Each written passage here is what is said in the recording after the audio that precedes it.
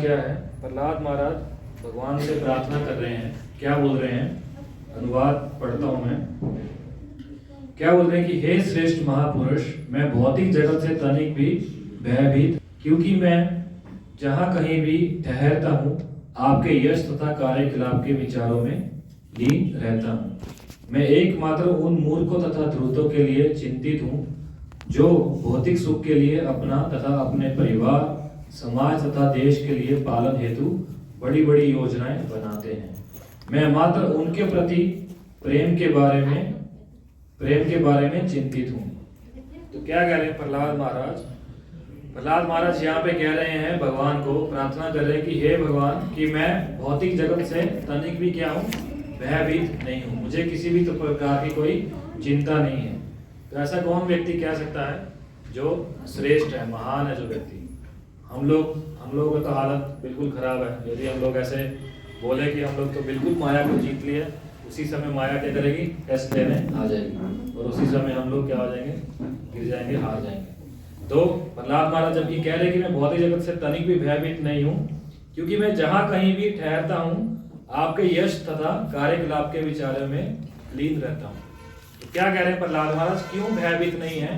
क्योंकि वो जहाँ भी कहीं रहते हैं, एक तो भगवान के यश गुणगान में लगे रहते हैं, दूसरा क्या है, भगवान के नाम कीर्तन में, जो भगवान का कीर्तन है उसमें लीन रहते हैं, भगवान के कार्यकलापों में। बट हमारे साथ क्या है, बिल्कुल भी ऐसा नहीं होता है। हम लोग तो जो 16 माला का कोटा, जो जप करने का जितना भी हमारा कोटा है, उसी को जब करने बैठेंगे उसी समय हमारा मन उसमें नहीं लग पाता। उस समय भी कहाँ हमारा मन भागता है। बट प्रहलाद महाराज क्या कह रहे हैं कि मेरा मन क्या है, हर समय भगवान आपके यश में और आपके कार्यकलापों में क्या है, लीन है। तो जैसे हम भगवान के यश के बारे में, गुणगान के बारे में चर्चा करते हैं, तो ऑटोमेटिकली जैसे भगवान के गुणों के बारे में सुनते हैं तो आनंद आना तो स्टार्ट होता है। पर जैसे हम लोग हरि नाम भी करते हैं, जैसे नगर संकीर्तन करते हैं रथ यात्रा के समय में और समय में, तो उस समय हम देखोगे कि जब भक्तों के संग में कीर्तन करते हैं तब क्या होता है, और इंजॉय आना स्टार्ट होता है और थोड़ा सा आनंद आना शुरू लगता है, मन लगता है भगवान में। तो प्रहलाद महाराज का स्टेज क्या है कि उनको निरंतर ही, मतलब किसी भी स्थिति में उनको कोई चिंता नहीं है, क्योंकि वो भयभीत नहीं हो पा रहे। क्योंकि क्या है कि उनका मन क्या है, भगवान के यश में और भगवान की जो कार्यकलाप है, जो भगवान की लीलाएं हैं, उसमें क्या हो रखा है, लीन हो रखा है। फिर आगे क्या बोल रहे हैं कि मैं, प्रहलाद महाराज क्या बोल रहे हैं कि मैं एकमात्र उन मूर्खों तथा ध्रुतों के लिए चिंतित हूँ जो भौतिक सुख के लिए तथा अपने परिवार, समाज तथा देश के पालन हेतु बड़ी बड़ी योजनाएं बनाते हैं। तो किसके लिए चिंतित है प्रहलाद महाराज? जो हम जैसे जो बद्ध जीव हैं, जो भौतिक जगत में हम लोग जीव हैं, हम लोग क्या करते हैं, हमें सब लोग इवन सारा ज्ञान होने के बावजूद भी, सारी फिलोसफी क्लियर होने के बावजूद भी, कि हम लोग यहाँ पे खाली हाथ आए थे और जाते समय भी क्या है, खाली हाथ जाएंगे, कुछ भी लेके नहीं जाएंगे साथ में।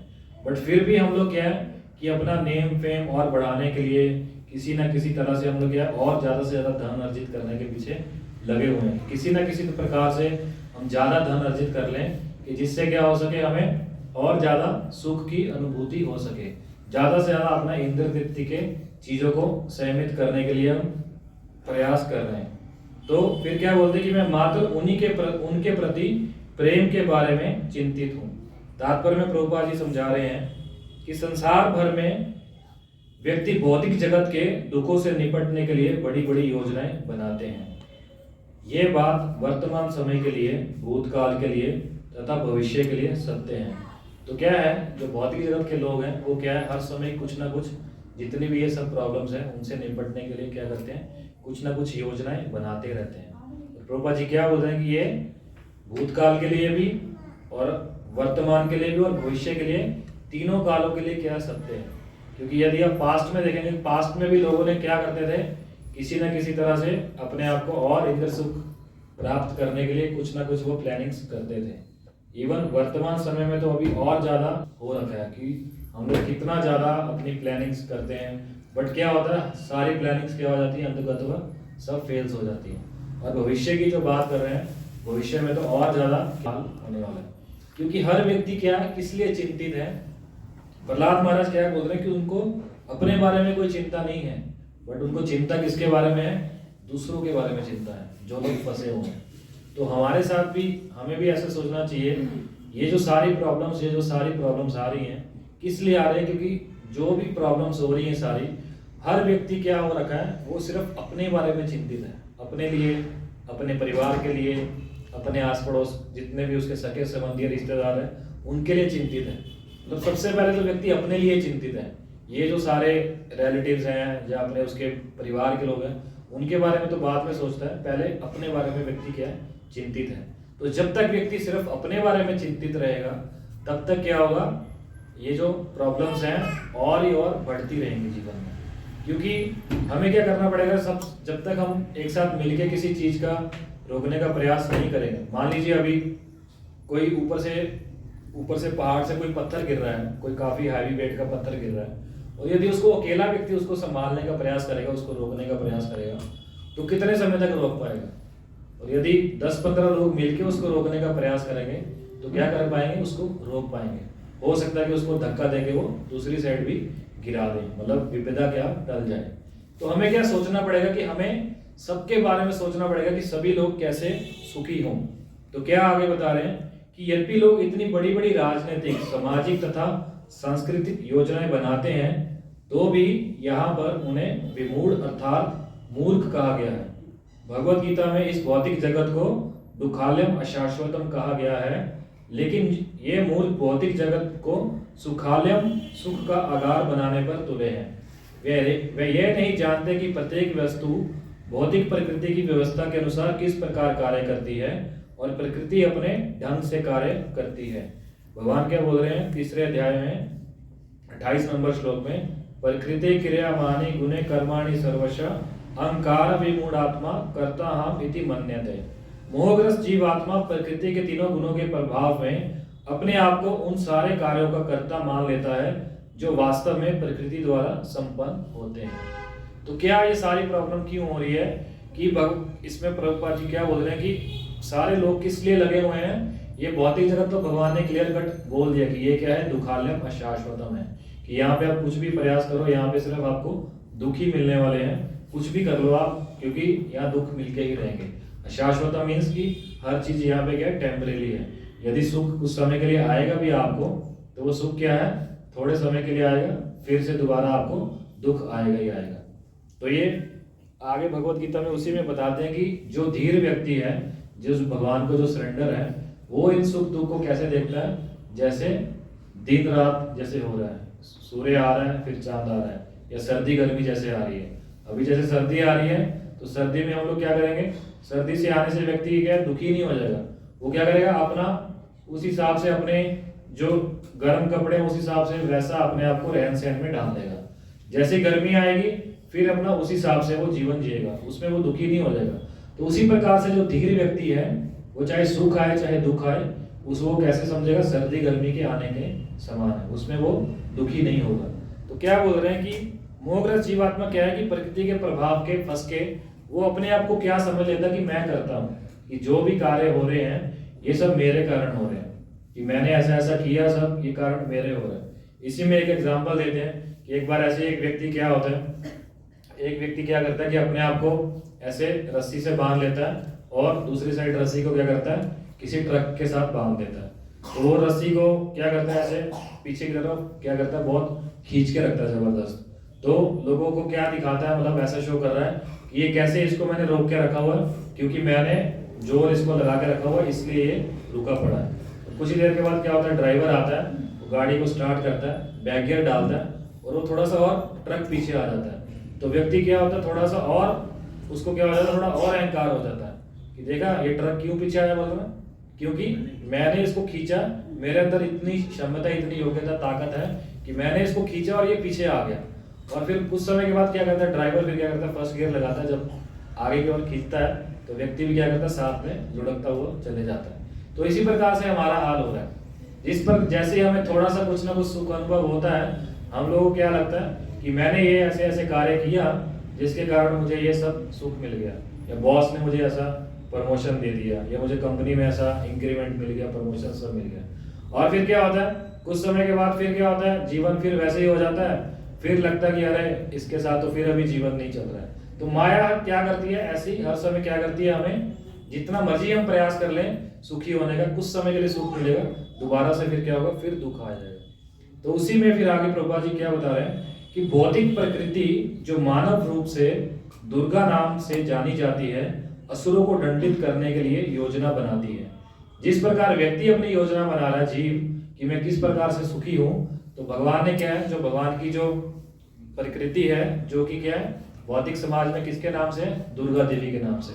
सब लोग जानते हैं दुर्गा देवी को। दुर्गा देवी जो है, तो वो क्या है, भगवान की क्या प्रकृति है, वो क्या और उसका कार्य क्या भगवान ने दे रखा है। और वो योजना ऐसी बनाती कि असुरों को कैसे दंडित करने के लिए वो अपनी योजनाएं बनाती रहती है।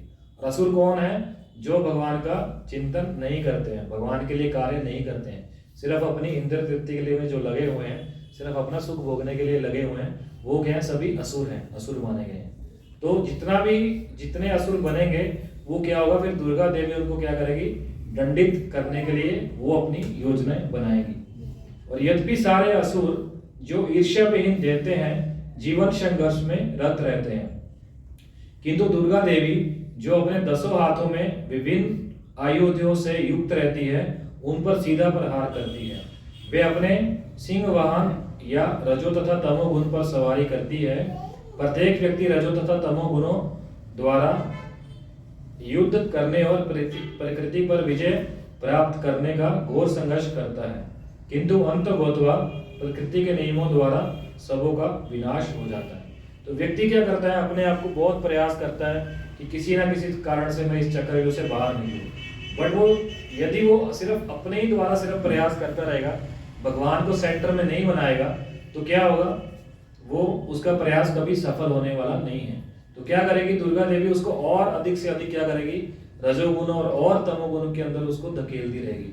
और व्यक्ति जितना रजोगुण और तमोगुण में घुसता रहेगा, उसके अंदर उसको आनंद तो लग रहा होगा कि मुझे अभी थोड़ा आनंद आ रहा है, बट व्यक्ति क्या करेगा, और दलदल, जैसे ना दलदल, किसी ने देखा कि दलदल में क्या है, जब आप एक पैर बाहर निकालने का प्रयास करोगे तो और आपका दूसरा पैर और अंदर के अंदर क्या करेगा, धंसता जाएगा। तो ये भौतिक जगत ऐसा निर्माण किया है भगवान ने कि अब जितना भी प्रयास कर लो, ये क्या है, दुखालय में शाश्वतम है, आप दुखों से बाहर नहीं आ सकते। तो फिर उसी में आगे क्या बता रहे हैं कि भौतिक तथा आध्यात्मिक लोगों के बीच में वैतरणी नामक एक नदी पड़ती है।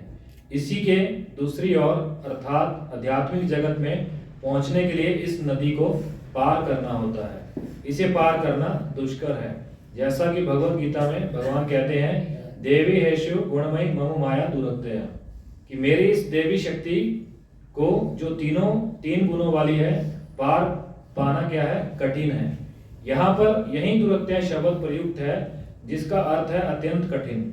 अतएव कोई भगवान की दया के बिना प्रकृति के कठोर नियमों से पार नहीं पा सकता। इतने पर भी सारे भौतिकवादी अपनी अपनी योजनाओं से मोहग्रस्त कर भी इस भौतिक जगत में सुखी बनने के लिए बारंबार प्रयास करते हैं। इसीलिए उन्हें विमूढ़ प्रथम कोटि का मूर्ख कहा गया है।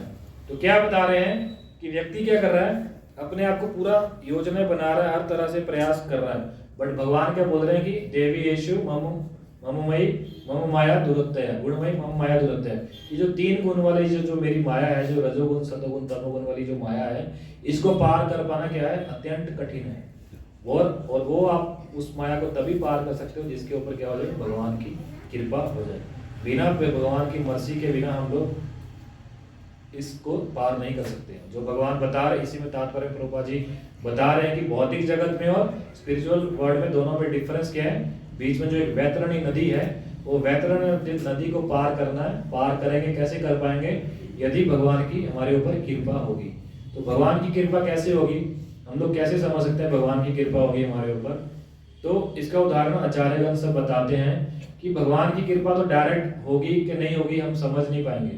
मान लीजिए क्योंकि भगवान तो अर्चा विग्रह के रूप में जो हमें सेवा भी ले रहे हैं, भगवान हमारा इतना भी लेवल, इतना स्टैंडर्ड नहीं बढ़ा है कि भगवान क्या करें, हमारे साथ आदान प्रदान करें। आप जो भी भगवान को भोग लगाने के लिए दे रहे हो, चाहे उसमें नमक ज़्यादा हो गया या कम हो गया, भगवान कभी आके बताते हैं कि हाँ नमक ज़्यादा है या कम है या जैसा भी है। या जब भी भगवान का अभिषेक हो रहा हो, मान लीजिए खट्टे दही से अभिषेक हो गया, भगवान कभी बोले कि हाँ ये खट्टे दही से अभिषेक किया या ये चीज़ों से आपने ऐसा ऐसा किया। भगवान क्या करते हैं, इतने दयालु हैं कि हर चीज़ को क्या कर रहे हैं, ग्रहण कर रहे हैं, स्वीकार कर रहे हैं। भगवान के देखते पीछे हमारा क्या है, उसके पीछे भाव क्या करने का, क्या हम सच में भगवान को प्रसन्न करना चाहते हैं। और फिर वही क्या है, भगवान किस प्रकार से गुरु के रूप में, भगवान अपने भक्त के रूप में जो गुरु बनते हैं, गुरु के रूप में फिर आके फिर वो क्या करते हैं, हमें गाइडेंस प्रदान करते हैं कि कैसे आप मेरे कैसे हो सकते हो, प्रिय कैसे बन सकते हो। यदि हम गुरु को यदि प्रसन्न करेंगे या शुद्ध भक्तों को यदि प्रसन्न करने का प्रयास करेंगे तो फिर क्या होगा, ऑटोमेटिकली क्या हो जाएंगे, भगवान की प्रसन्नता के लिए वो कार्य हो जाएगा। बट हमें वो देखना पड़ेगा कि जो गुरु है या जो साधु है, क्या वो शास्त्रों के आधार पे बात कर रहा है या सिर्फ अपना भरण पोषण करने के लिए वो बोल रहा है, सिर्फ उतना ही वो बोल रहा है कि जिससे कि उसका भरण पोषण हो जाए, भगवान की प्रसन्नता से उसको कोई लेना देना नहीं है। तो इस चीज का भी पहले हमें क्या करना पड़ेगा, निरीक्षण करके हमें चूज करना पड़ेगा कि सही व्यक्ति साधु कौन है, सही गुरु कौन है। तो फिर इसी में आगे और बता रहे हैं कि जहां तक प्रहलाद महाराज की बात है, वह तनिक भी दुखी नहीं थे, क्योंकि इस भौतिक जगत में रहते हुए भी वह कृष्ण भावनामृत से परिपूर्ण थे। तो प्रहलाद महाराज क्या थे कि भौतिक जगत में रहते हुए भी दुखी नहीं थे, क्योंकि वो क्या थे, कृष्ण भावनामृत से परिपूर्ण थे। कृष्ण भावनामृत में परिपूर्ण रहने का मतलब क्या है कि हमारे जो भी कार्य हैं, जो भी हम कार्य कर रहे हैं, भगवान की प्रसन्नता के लिए कर रहे हैं। जितने भी हम कार्य, जो भी सेंटर में क्या है, कृष्ण को रखा हुआ है, भगवान की प्रसन्नता के लिए जो भी कार्य कर रहे हैं। फिर आगे क्या कर रहे हैं कि जो लोग कृष्ण भावना भावित हैं और भगवान की सेवा करने का प्रयास कर रहे हैं, वह दुखी नहीं है। तो हमें समझना चाहिए, हम लोग अपने प्रैक्टिकल एक्सपीरियंस से देख सकते हैं कि जैसे हम लोग क्या थे, पहले जब नहीं थे, यदि हम भगवान की सेवा नहीं कर रहे थे तो कितना दुख हम जीवन में भोग रहे थे। तो अभी भी क्या है, ऐसा नहीं कि अभी हमारे जीवन से दुख क्या हो गए, खत्म हो गए, बट यदि हम दुख भोग रहे हैं अभी भी, बट हमारा भगवान के ऊपर जितना और सरेंडर, जितना शरणागति का भाव हमारा बढ़ता जाएगा भगवान के ऊपर, उतना क्या होगा, ये दुख हमें क्या होंगे, सताएंगे नहीं, बिल्कुल भी हमें क्या होगा, ये सताने बंद कर देंगे, हमें कोई फर्क नहीं पड़ेगा। जैसे बता रहे हैं ना कि ये जैसे सर्दी गर्मी का आने के समान है, या धूप छाया जो आ रही है, गर्मी सर्दी जितना भी सूर्य दिन रात आ रहा है, तो फिर उसके समान हमें लगेगा। दिन हो रहा है, रात हो रही है, कोई व्यक्ति दुखी नहीं हो रहा ना उससे, सर्दी आ रही, गर्मी आ रही, उसको दुख नहीं पहुंच रहा, तो फिर क्या करेगा, उसके साथ उसको वो करेगा। तो किंतु जिसके पास कृष्ण भावनामृत की कोई पूंजी नहीं है और जो जीवन संघर्ष में रत है, वह ना केवल मूर्ख है अपितु अत्यधिक दुखी भी है। प्रहलाद महाराज एक साथ सुखी तथा दुखी थे। कृष्ण भावना भावित होने के कारण वे अत्यंत सुख तथा दिव्य आनंद का अनुभव कर रहे थे, फिर भी उन मूर्खों तथा दलितों के लिए अत्यधिक दुखी थे जो इस भौतिक जगत में सुखी बनने की विशुद्ध योजनाएं बना रहे हैं। तो सबसे इंपॉर्टेंट पॉइंट इस तात्पर्य में क्या है, जो कि आज का हमारा टॉपिक था कि क्या था कि हमें क्या करना चाहिए, प्रचार करना चाहिए कि जो सच में भगवान का जो भक्त है, क्योंकि उसको क्या करना पड़ेगा, क्योंकि भगवान भी क्या चाहते हैं कि जैसे भगवान हमारे क्या है, असली परम पिता है, तो भगवान भी चाहते हैं कि जितनी जीवात्मा है, जितने सब हैं, हम लोग सब क्या है, भगवान के अंश हैं। तो भगवान नहीं चाहते कि हम लोग इस भौतिक जगत में दुख भोगे, तो दुख भोगे तो उसके लिए फिर हमें क्या करना पड़ेगा। भगवान ने क्या बोल रहे हैं कि इसी में प्रहलाद महाराज का जो अनुवाद में जब हमने पढ़ा कि प्रहलाद महाराज क्या बोल रहे हैं कि मैं तो पूरा सुखी हूँ, मुझे किसी बात की कोई चिंता नहीं है, मेरा तो हर समय मन आप में लगा हुआ है, बट मैं उन लोगों के लिए चिंतित हूँ जो लोग की क्या कि आपको भूले हुए हैं और इस भौतिक जगत में क्या कर रहे हैं, अपने आप को सुखी होने का प्रयास कर रहे हैं। तो क्या बता रहे हैं कि कृष्ण भावना होने के कारण अत्यंत सुख तथा दिव्य आनंद का अनुभव कर रहे थे, क्योंकि वो खुद तो स्वयं भगवान के शुद्ध भक्त थे, तो उनको तो पूरा दिव्य आनंद प्रदान हो रहा था, मिल रहा था, उनको किसी प्रकार की कोई कमी नहीं थी, हर चीज उनको प्राप्त हो रही थी। जबकि उनको क्या किया गया, इतनी से इतनी ज्यादा विपदाएं भी हुई, उनको क्या किया, पहाड़ों से फेंका गया, सांपों के सामने उनको रखा गया, जलती हुई अग्नि में उनको फेंका गया, फिर भी वो क्या समझ रहे हैं कि मेरे को कोई दुख नहीं है। बट फिर भी वो किस बात के लिए चिंतित है, किस तरह ये जो भौतिक जगत में जो बद्ध जीव जो लोग फंसे हुए हैं, इनका कैसे क्या हो, उद्धार हो, कि कैसे ये लोग जो संसार में फंसे हुए हैं, कैसे इनका उद्धार किया जाए।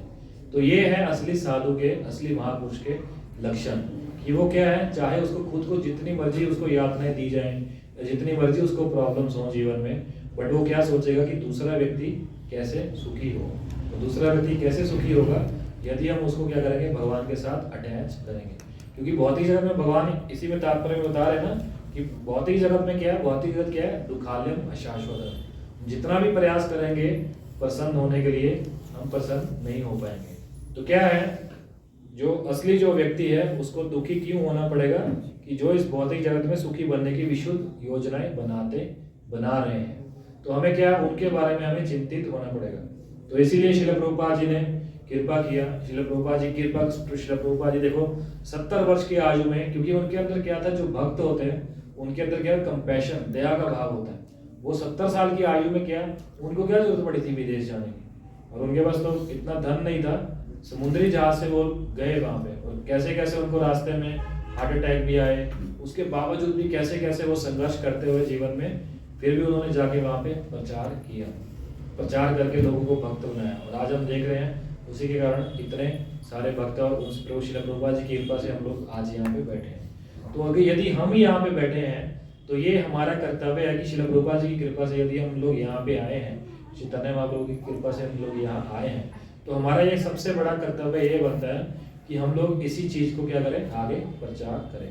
क्योंकि महाप्रभु ने क्या कहा है, पृथ्वी ते यद आछे नगरादिग्राम सर्वत्र प्रचार होई वो मेरा नाम।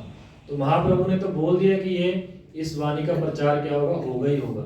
हम नहीं करेंगे तो कोई ना कोई और करेगा। जैसे अर्जुन को भगवान दिखा रहे ना जब विश्व रूप में, और दिखा रहे सब कि जितने लोग हैं सारे जो तुम्हारे सगे संबंधी है, ये सब लोग ऑलरेडी क्या है, मेरे द्वारा मारे जा चुके हैं। और तुम यदि इनको तुम यदि युद्ध नहीं करना चाहते, इनको नहीं मारना चाहते हो, तुम सिर्फ इनको मार के क्या करो, सिर्फ अपना श्रेय लो, तुम सिर्फ अपना श्रेय लो।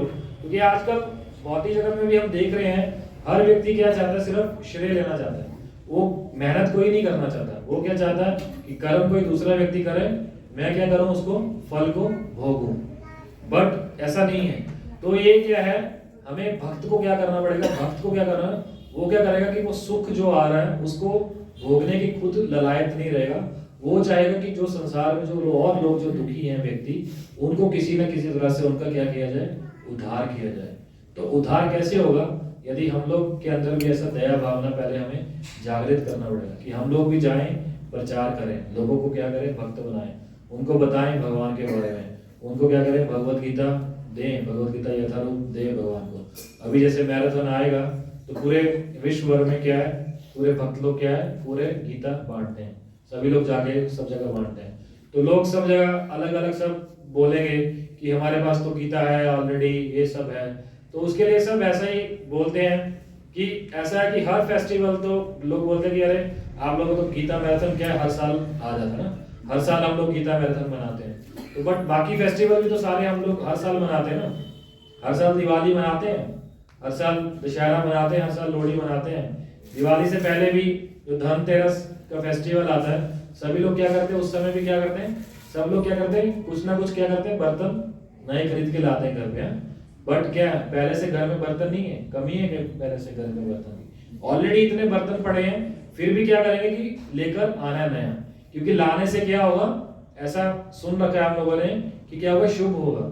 यदि हम इस दिन परचेज करेंगे तो क्या होगा, हमारे घर में क्या होगी, धन संपत्ति और बढ़ती रहेगी। तो ये सारी चीजें जो हैं, ये सब करने से फिर इसीलिए व्यक्ति को उसको लिए बोला जा रहा है कि जो हमें भी फिर क्या, हमें भी सोचना चाहिए कि हम भी वैसे मूर्ख व्यक्ति हैं क्या, कि हम भी वैसे ही करना चाह रहे हैं कि सिर्फ अपने धन उपार्जन के लिए अपने आप को सुखी बनाने के पीछे लगे हुए हैं।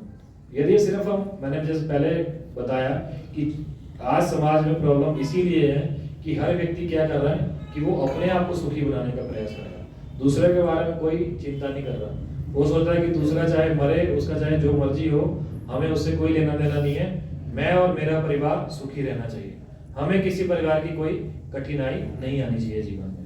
तो जब आप ऐसा सोचेंगे तो भगवान तो परम पिता है।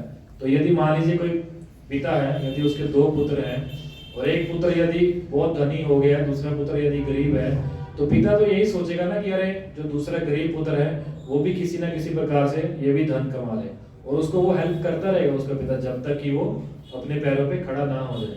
तो इसी प्रकार से भगवान तो परम पिता परमेश्वर है, तो भगवान तो हमें हेल्प करने के लिए रेडी है। बट हमें क्या करना पड़ेगा, उसके लिए पहले हमें तैयार होना पड़ेगा। तो यदि हम प्रचार करने के लिए जाएंगे तो ये हमारा क्या है, सबसे बड़ा धर्म है कि हमें प्रचार करना चाहिए। और ये जो अभी मैराथन का महीना आएगा, लगभग पूरा महीना भक्त लोग क्या करते हैं, गीता बांटते सड़कों पे जाके, और इसीलिए बांटते हैं कि जाके लोग किसी ना किसी तरह से इसको क्या करें, पढ़ें जीवन में, और अपने जो सारे जो दुखों में, सब जो दुखों में फंसे हुए हैं, पढ़ के क्या करें, भगवान के साथ अपना रिलेशन जोड़े दोबारा से, और फिर क्या करें, सारे दुखों का विनाश हो, तो भगवान के साथ प्रसन्नमय जीवन बिताएं यहाँ पे। तो इसी प्रकार भगवत गीता में भी भगवान 18वें अध्याय के 68 और 69 नंबर श्लोक में भी क्या कहते हैं कि सबसे अधिक प्रिय मेरे को वही व्यक्ति है जो क्या करता है, मेरे नाम का प्रचार करता है। तो सब लोग भगवान का प्रिय बनना चाहते हैं? हरि बोल। आवाज नहीं आ रही जिस हरि बोल। सब लोग यदि भगवान का प्रिय बनना चाहते हैं तो क्या करना पड़ेगा, भगवान के वाणी का प्रचार करना पड़ेगा। तो उसके लिए ऐसा नहीं हम सोच सकते कि अरे कि प्रचार करना, अरे कि ये तो सिर्फ जो लोग मंदिर के फुल टाइम डिवोटीज हैं सिर्फ वही लोग प्रचार करेंगे, हम लोग तो गृहस्थ जीवन में हैं, घर परिवार भी चलाना है, बिजनेस ऑफिस जॉब सब देखना है, तो हम लोग कैसे करेंगे? तो ऐसा नहीं कि हम लोग नहीं कर सकते हैं। यदि आप देखें इस्कॉन मूवमेंट तो ऑलमोस्ट 99% लोग क्या हैं, गृहस्थ जीवन में ही हैं, और सब लोग गृहस्थ जीवन में रहते हुए भी क्या है, अपना ऑफिस जॉब बिजनेस सब कुछ संभालते हुए भी उसके बावजूद भी साथ ही साथ क्या करते हैं, प्रचार करने जाते हैं। ऐसा नहीं कि नहीं जाते, मतलब जैसा भी उनका शेड्यूल है, जैसा भी टाइम है, वो सब निकालने के बाद सब जाते हैं, प्लानिंग्स करें। आप लोग भी जैसे मान लीजिए आपके घर में कोई शादी है, कोई फंक्शन है, आप लोग क्या करते हो, सारी पहले लिस्ट डाउन सारा बनाना स्टार्ट करते हो कि किस किस को कार्ड्स हमने देना है, किस किस को इनविटेशन देना है। तो इसी प्रकार से जब ये भगवान की वाणी की जब बात आती है, जब भगवान के प्रचार का जब समय आता है, तो उस समय में भी हमें क्या होना चाहिए, उस समय हम लोग क्या हो जाता है, थोड़ा ढीले पड़ जाते हैं कि अरे अभी तो पड़ा, पूरा महीना पड़ा है, कोई बात नहीं, आराम से कर लेंगे। तो ऐसे ही पूरा महीना करते करते लास्ट में एंड निकल जाएगा, फिर हम कभी नहीं कर पाएंगे। तो उसके लिए अभी से अभी आज 27 तारीख है, तो लगभग अगला पूरा महीना है, और अगले संडे को क्या है, अगले 3 तारीख को वैसे एकादशी का व्रत 4 को है, बट मोक्षदा एकादशी 3 तारीख को है।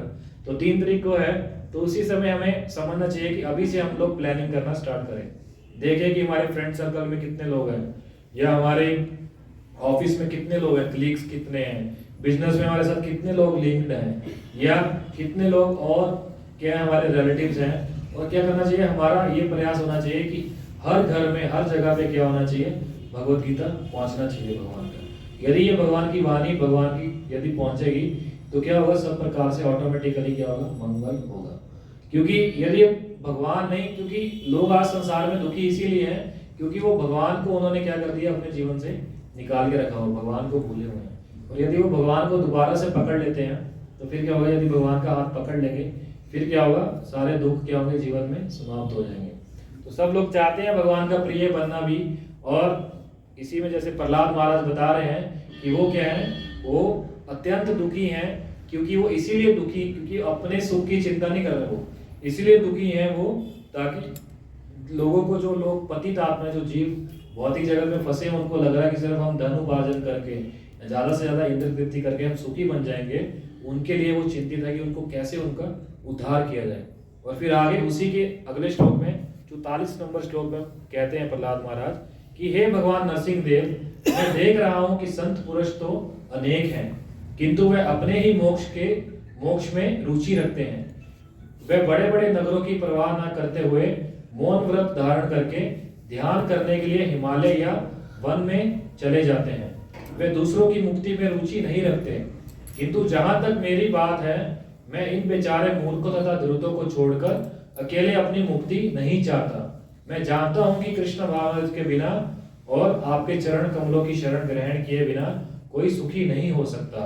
अतः मैं उन सबों को आपके चरण कमलों की शरण में वापस लाना चाहता हूँ। तो क्या बता रहे हैं, ये एक भक्त की उदाहरण दे रहे हैं कि भक्त जो है वो ऐसे नहीं बन जाता कि सिर्फ अपने लिए सिर्फ चिंतन कर रहा है। 2 प्रकार के भक्तों के बारे में बताया गया ना, एक भजनानंदी, दूसरे के गोष्ठानंदी। तो भजनानंदी मीन्स क्या है, भजनानंदी वो लोग हैं, सिर्फ वो क्या कहते हैं कि हम लोग सिर्फ बैठेंगे, अपना हमें समझ आ गया जीवन क्या है कि दुख में है, दुखालय में, हम लोग अपना भजन करने के लिए बैठेंगे, और हमें क्या करना चाहिए, कोई व्यक्ति डिस्टर्ब नहीं करना चाहिए, हम लोग अपना शांति से बैठ के सिर्फ अपना भजन करेंगे, सिर्फ अपना उद्धार करेंगे। तो और ऐसे लोगों क्या कि कई बार तो वो लोग ऐसे लोग मौन धारण करके क्या कर जाते हैं, हिमालयों में या वनों में चले जाते हैं।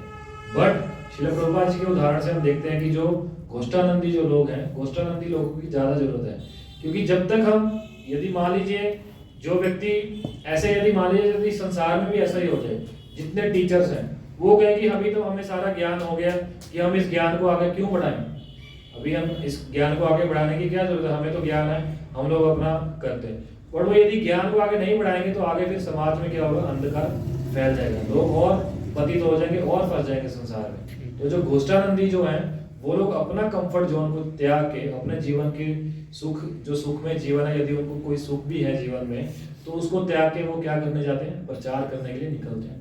तो हमें भी क्या करना पड़ेगा, अपना कंफर्ट जोन 1 महीने के लिए, वैसे तो हर समय प्रचार करना चाहिए, बट एटलीस्ट ये जो मैराथन का समय है, इस समय में हमें एटलीस्ट 1 महीना हमें क्या करना चाहिए, अपना जो कंफर्ट जोन है उसको त्याग के बाहर जाके प्रचार करना चाहिए। इसके हम लोग अलग अलग प्लानिंग्स कर सकते हैं। जय श्री श्री जगन्नाथ बलदेव सुभद्रा महारानी की जय, श्री श्री भवानी ताई की जय, प्रभात की जय। तो इसके लिए हम लोग अलग अलग प्लानिंग कर सकते हैं, ऐसे कि सारी पहले लिस्ट बनाए कि हम लोग किस किस को भगवत गीता दे सकते हैं, या कुछ लोग ऐसे होंगे जो लोग स्पॉन्सर्स कर सकते हैं, तो उनसे स्पॉन्सर करवा के हम लोग कुछ ऐसे स्कूल्स होंगे, कुछ छोटे स्कूल्स होंगे जहाँ पे नीडी लोग हैं, या कुछ ऐसे हॉस्पिटल्स होंगे, या कुछ जेल्स होंगे, हम ऐसी जगह पे जाके क्या कर सकते हैं, प्रोग्राम्स कर सकते हैं और उन लोगों को ऐसे भगवत गीता बांट सकते हैं, ताकि वो ऐसे क्या करें, यदि वो पढ़ें तो हो। इसी प्रकार एक बार मैंने देखा था, एक बार आया था कि ऐसी एक बार गुजरात में किसी भक्तों ने ऐसी जेल में प्रोग्राम किया था, तो वहां पे प्रोग्राम होने के बाद उन्होंने क्या किया था, सबको जितने कैदी थे सबको क्या किया था, भगवत गीता डिस्ट्रीब्यूट किया था। और उस जो कैदी को जब गीता मिला था तो उसमें से एक कैदी ऐसा था, उसने क्या करता था, अपने जीवन में उसने रूटीन बनाया था, वो डेली भगवत गीता को पढ़ता था। और बाद में भगवत गीता पढ़ने के बाद फिर वो क्या कर रहा है, जैसे वो उसका रिहाई हुआ जेल से, वो सीधा क्या आया, सीधा मंदिर में आया, और मंदिर में आके क्या हुआ, उसने और अपनी जिज्ञासा की और फिर आगे क्या कर गया, वो भक्त बन गया। यदि वो ऐसा नहीं करता, गीता नहीं पढ़ता अपने जीवन में, तो क्या करता, जब वो जेल से बाहर आता फिर से वही गलत कार्य करता, फिर से वही पाप कार्य करता, दोबारा से उसी चक्कर में फंसा रहता। तो इसी प्रकार से कई उदाहरण हैं, कई ऐसी उदाहरण है कि ऐसे जाके लोग क्या हुए, भक्त बने हैं। ऐसे बुक डिस्ट्रीब्यूशन से काफी लोग भक्त बने। आप लोगों ने इंदिरा प्रभु के बारे में सुना होगा, इंदिरा प्रभु जो कीर्तनिया थे काफी फेमस इस्कॉन में हमारे, तो वो भी कैसे भक्त बने, वो भी ऐसे विदेश में रहते थे कि उनकी वाइफ ने क्या किया था, एक समय ऐसे बुक डिस्ट्रीब्यूशन कोई कर रहा था, तो क्या किया था, बुक्स लेके उन्होंने, उनकी वाइफ ने ऐसे बुक्स लेके क्या किया था, रख लिया था। तो वो घर में ऐसे बुक्स पढ़ी थी उनके, तो एक समय कुछ ऐसी परिस्थिति हुई, वो काफी चिंतित थे, तो उन्होंने क्या किया, जब उठा के वो उस बुक्स को पढ़ने लगे, तो पढ़ के उनके क्या हुआ, उनका अज्ञान काफी दूर हो गया, तो उनको समझ आया कि जीवन का लक्ष्य क्या है। तो फिर वो ढूंढते गए इस्कॉन के सेंटर में, फिर जाके समझा, तो फिर लास्ट में उन्होंने क्या किया, फुल टाइम ज्वाइन भी किया और पूर्ण जीवन अपना जितना समय था लास्ट वृंदावन में ही बिताया। तो ऐसे कई उदाहरण हैं जो लोग पुस्तकों के माध्यम से क्या हुए, इस्कॉन संस्था में जुड़े। आप लोगों का भी, कुछ लोगों का ऐसे होगा कि जो लोग बुक्स के माध्यम से भक्ति में जीवन में जुड़े हैं। तो यदि ये फिर हमारा ये होना चाहिए, प्रहलाद महाराज जैसे बता रहे हैं कि जो व्यक्ति जो है, जो सच में भगवान का भक्त है, यदि वो सच में भगवान का प्रिय बनना चाहता है, तो उसको किस लिए चिंता करनी पड़ेगी कि जो बाकी के लोग भी हैं, जो बाकी जीवात्मा हैं, ये लोग सब क्या हैं, भगवान के अंश हैं। तो इसके लिए हमें क्या करना पड़ेगा, प्रचार करना पड़ेगा। तो सब लोग अभी प्लानिंग्स कीजिए कि कैसे हम लोग कैसे और अधिक मात्रा में भगवत गीता डिस्ट्रीब्यूट कर सकते हैं। कुछ हरि नाम संकीर्तन प्लानिंग कर सकते हैं कि कुछ हरि नाम करें, उसके माध्यम से किसी ना किसी तरह से ज़्यादा डिस्ट्रीब्यूट करें। कुछ लोग तो मैंने देखा है आजकल सब ऑनलाइन सिस्टम हो गया, तो कुछ लोगों ने ऑनलाइन भी स्टार्ट कर रखा है, अपना कुछ ना कुछ ऐसे सिस्टम चला रखा है कि ऑनलाइन वो लोग डिस्ट्रीब्यूट करते हैं। तो हमें क्या करना पड़ेगा, हमें भी ऐसे किसी ना किसी तरह से कुछ ना कुछ प्लान करना पड़ेगा। या जिसका मान लीजिए कुछ लोग ऐसे शॉप्स होगी, तो अपनी शॉप्स में भी क्या कर सकते हैं, भगवत गीता रख सकते हैं। दिन में मान लीजिए जितने क्लाइंट आ रहे हैं या कस्टमर आ रहे हैं, तो उनके साथ भी आप लोग बात कर सकते हो कि अभी क्या है कि भगवान ये मैराथन का मंत्र चल रहा है, भगवान ने भगवत गीता ये वाणी है जी लेना, तो उनको आप समझा सकते हो किसी न किसी तरह से क्या करें, इस वाणी को, भगवान की जो वाणी है उसको प्राप्त करें। तो सब लोग ने बोला ही है कि सब लोग क्या करना चाहते हैं, भगवान का प्रिय बनना चाहते हैं। तो सब लोग रेडी हैं बुक डिस्ट्रीब्यूशन करने के लिए अभी? फिर स्लो हो जाता है आवाज।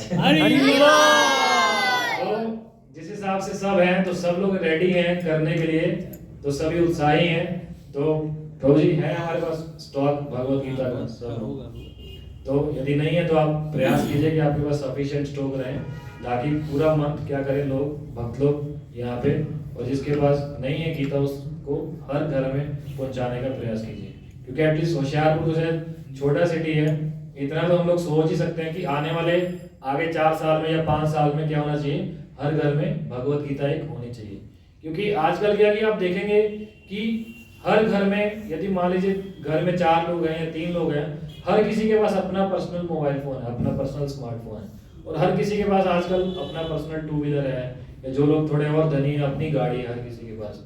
तो यदि भगवत गीता भी हर व्यक्ति के पास क्या होनी चाहिए, एटलीस्ट होनी चाहिए। पर एटलीस्ट यदि हर किसी के पास नहीं भी है तो एटलीस्ट मिनिमम हमारा इतना तो हमें चैलेंज लेना चाहिए कि जितने घर हैं यहाँ पे, एटलीस्ट हर घर में एक भगवत गीता तो जरूर होनी चाहिए। और ये नहीं कि वो सिर्फ होनी चाहिए, और लोगों से हमें प्रार्थना भी करना चाहिए कि आप इसको पढ़िए, पढ़ेंगे तो क्या होगा, आपका जीवन क्या होगा, सफल होगा। तभी आप ये जो जन्म मृत्यु के जरा व्याधि जो चक्र है, जो भगवान भगवत गीता में बता रहे दुखालय और शाश्वतम, इससे निकलने का तभी हम प्रयास कर पाएंगे। क्योंकि भगवत गीता क्या है, जस्ट एक क्या है, जीवन का हमारा मैनुअल है। ये मैनुअल है कैसे हमें जीवन को जीना है।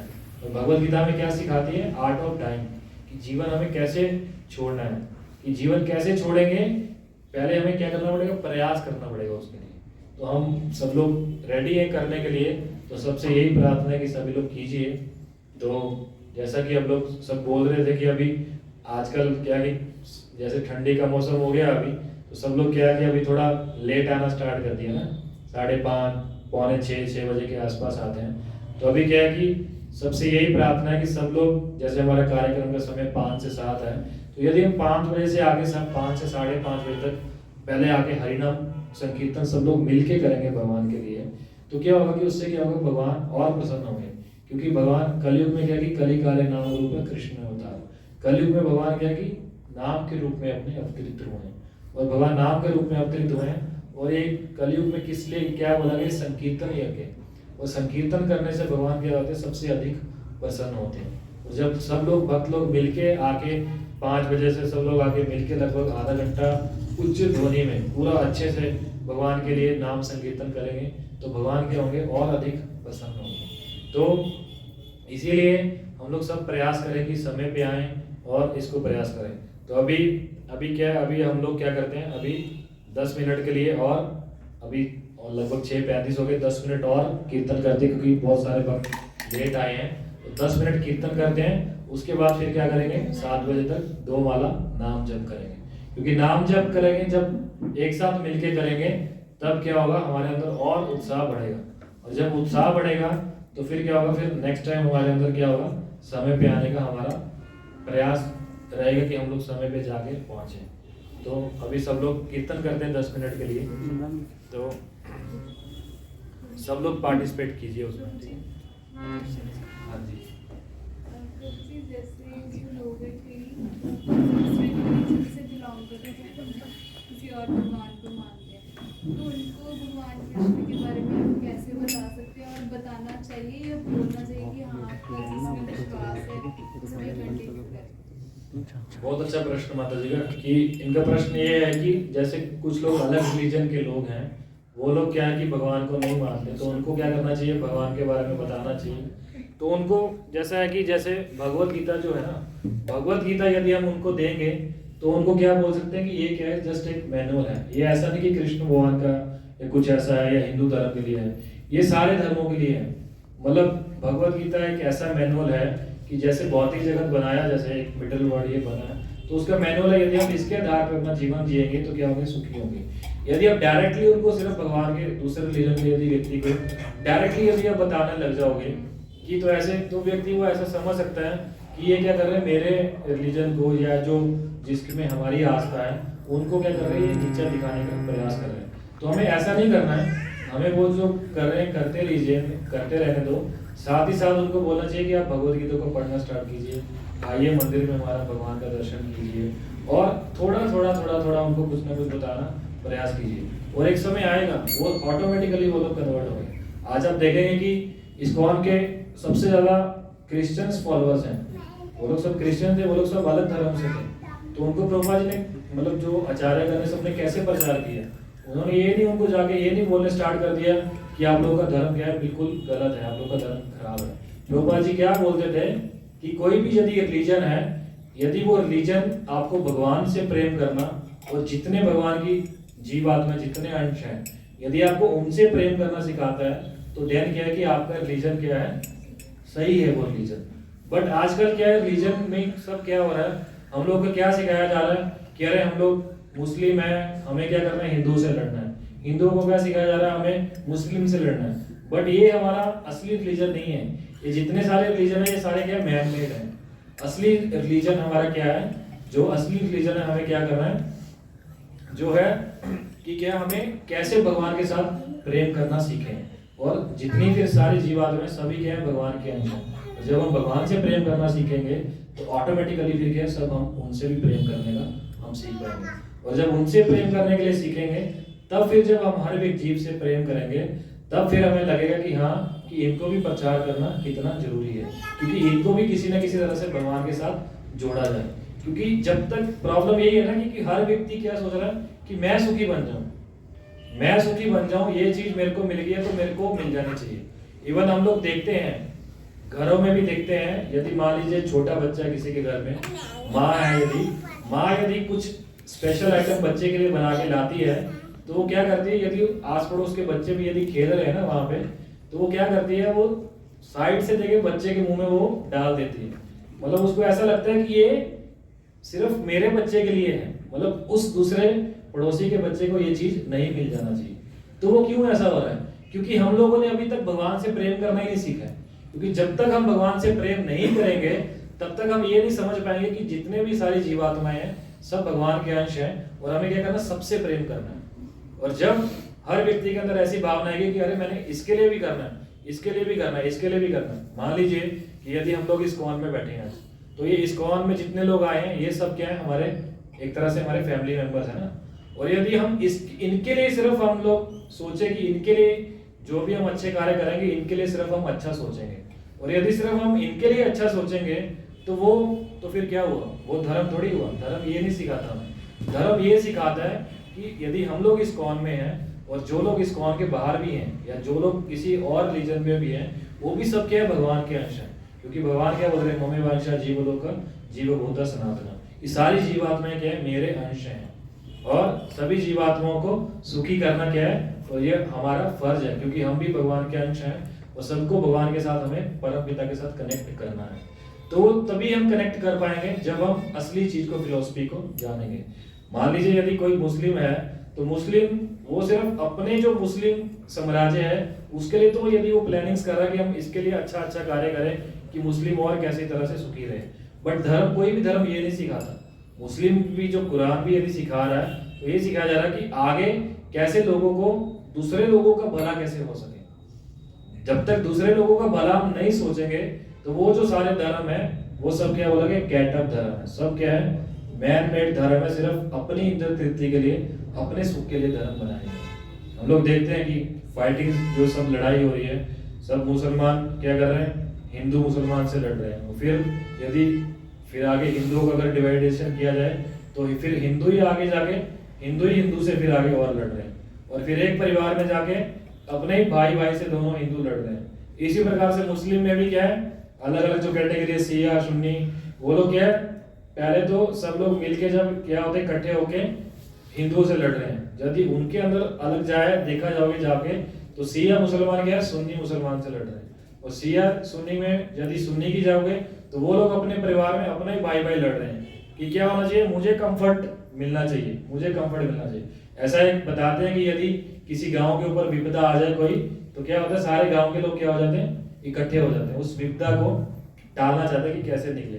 बाद में जो हमारा पर्सनल जो मैटर लड़ाई होगी, बाद में हम लोग लड़ लेंगे। पहले क्या करना पड़ेगा, हमें अपने गांव को बचाना चाहिए, क्योंकि हमारे गांव के ऊपर अभी प्रहार हो रहा है, कोई दूसरा आक्रमण कर रहा है। तो इसी प्रकार से जीव का असली धर्म क्या है, भगवान से प्रेम करना। यदि भगवान से प्रेम करेंगे तो सभी जीवात्माओं से प्रेम करेंगे, तो फिर हम किसी को भी बिना प्रचार किए नहीं रह सकते। मतलब हर चीज के लिए टैक्टिक्स अलग अलग रहेगी, कि उसका तरीका अलग अलग रहेगा कि उसको कैसे करना है, कि हर समय उसको कैसे वो करना है, कि अभी कितने डोज की रिक्वायरमेंट है, कितनी डोज की रिक्वायरमेंट है, तो वो हम फिर उस हिसाब से देखेंगे। जैसे मान लीजिए डॉक्टर है, उसको पता है कि पेशेंट आया है, उसको यदि कोई बीमारी है, तो जिस हिसाब से उसको बीमारी होगी वो उस हिसाब से उसको डोज देगा। ऐसा नहीं कि हर व्यक्ति को सेम डोज देगा, तो हमें ये देखना पड़ेगा।